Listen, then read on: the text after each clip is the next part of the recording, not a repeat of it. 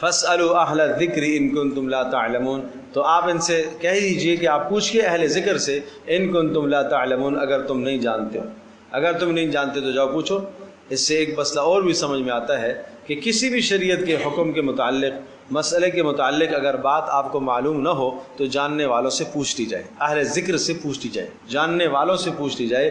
آج بھی اسلام کے متعلقہ، دین کے متعلقہ، شریعت سے متعلقہ جتنے بھی احکام آپ کے سامنے آتے ہیں، حلال حرام کا مسئلہ آتا ہے، آپ کو نہیں معلوم کہ یہ مسئلہ کیسے ہے، جائز ہے ناجائز ہے، صحیح ہے غلط ہے، آپ کو پوچھنا چاہیے۔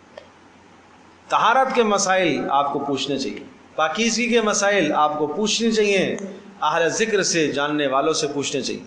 شریعت میں طہارت کے مسائل میں ایک بڑا اہم اور پیچیدہ مسئلہ آتا ہے عورتوں کے مسائل، مخصوص ایام میں پاکی کے مسائل۔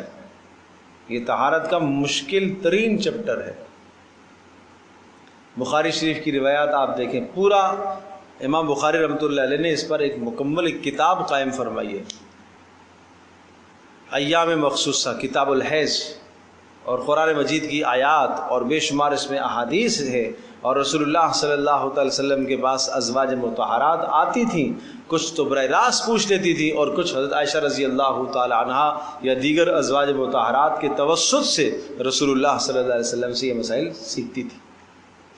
اور اس قدر ان مسائل کے سیکھنے اور جاننے کا انتظام اور اہتمام ہوتا تھا کہ اگر صحابہ کو کبھی بھی کسی مسئلے میں تردد آ جاتا تو اس قسم کے جو مسائل ہوتے، یا میاں بیوی کی ازدواجی زندگی سے کوئی مسئلے میں اگر کوئی بات درپیش آتی تو صحابہ حضرت عائشہ رضی اللہ تعالیٰ عنہ کی طرف رجوع کرتے۔ صحابہ میں اختلاف ہو ایک مسئلے سے متعلق تو کہا کہ اس میں سب سے زیادہ بہترین حضرت عائشہ رضی اللہ تعالیٰ عنہ ہی جانتی ہوں گی کہ نبی علیہ الصلوۃ والسلام کا یہاں کیا عمل تھا، ازدواجی زندگی، میاں بیوی کے رشتے سے متعلق۔ حضرت عائشہ رضی اللہ تعالیٰ عنہ سے وہ مسئلہ پوچھا گیا، انہوں نے وہ مسئلہ بتلایا، حضرت عمر رضی اللہ تعالیٰ عنہ نے اعلان کر دیا کہ آج کے بعد اس مسئلے میں اب اس کا حل یہ ہے، ازواج مطہرات سے ہمیں اس کا حل مل گیا، لہذا اس میں کسی قسم کی کوئی اختلاف کرنے کی گنجائش اب نہیں۔ سمجھے جی؟ تو اس طرح سے ازواج مطہرات بھی آتی تھیں اور وہ ایام مخصوصہ کے مسائل پوچھتی تھی، معلوم کرتی تھی۔ اور بعض روایات میں تو یہ آتا ہے کہ حضرت عائشہ رضی اللہ تعالی عنہا کے پاس وہ کپڑا بھی لے کے آتی تھیں اور دکھاتی تھی کہ اس قسم کا رنگ ہے، اب کیا حکم؟ کہیں ایسا نہ ہو کہ نماز ہمارے اوپر لازم ہو جائے اور ہم نہ پڑھیں، اور کہیں ایسا بھی نہ ہو کہ نماز لازم نہ ہو، ایام مخصوصہ وہ ایام چل رہے ہوں اور ہم سمجھ رہی ہوں کہ ہم پاک ہو گئی ہیں اور پھر ہم نماز پڑھیں اور قرآن کو چھو لیں اور گناہ کریں۔ یہ غفلت نہیں تھی ان کو آخرت سے، وہ اتنے بیدار تھے، وہ اس میں حیا نہیں کرتے تھے، اس میں شرم نہیں کرتے تھے۔ آج بڑی بڑی تعلیم حاصل کرنے والے اور بڑی بڑی تعلیم حاصل کرنے والیاں اور بڑی ڈگریوں والے اور والیاں، کیا یہ طہارت کے مسائل معلوم ہیں عورتوں؟ کیا ایک مرد کو یہ سارے مسائل معلوم ہیں، یا مرد نے کبھی کسی عالم سے جا کے یہ مسئلہ پوچھا ہو اپنی بیوی کے لیے؟ تو ان مسائل کا سیکھنا، ان مسائل کا جاننا بے انتہا ضروری ہے، اور اہل ذکر سے، جاننے والوں سے پوچھ لو۔ اگر مسائل نہیں معلوم تو پھر پوچھ لو۔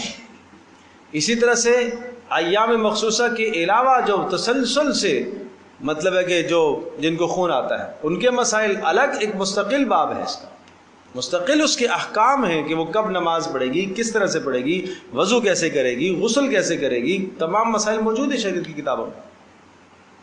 اس میں سب سے بہترین آپ بہشتی زیور کا مطالعہ کریں۔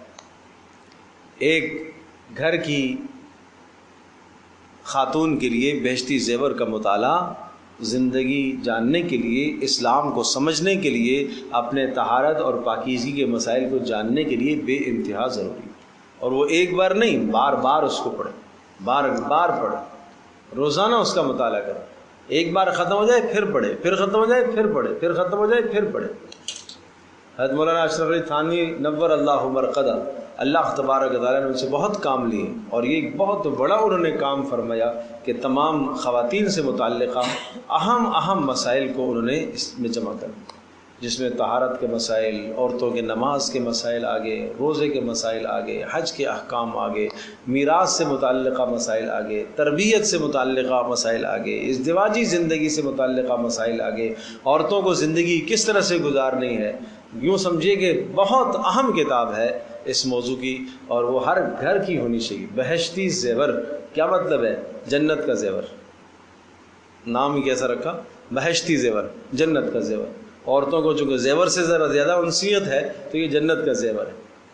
کیا مطلب ہے کہ کم از کم اپنی طہارت، اپنی پاکیزگی کا اہتمام کریں گی، شریعت کے مطابق وقت گزاریں گی تو جنت حاصل ہوگی، اور جنت جب حاصل ہوگی تو پھر وہاں زیور بھی پہنایا جائے گا۔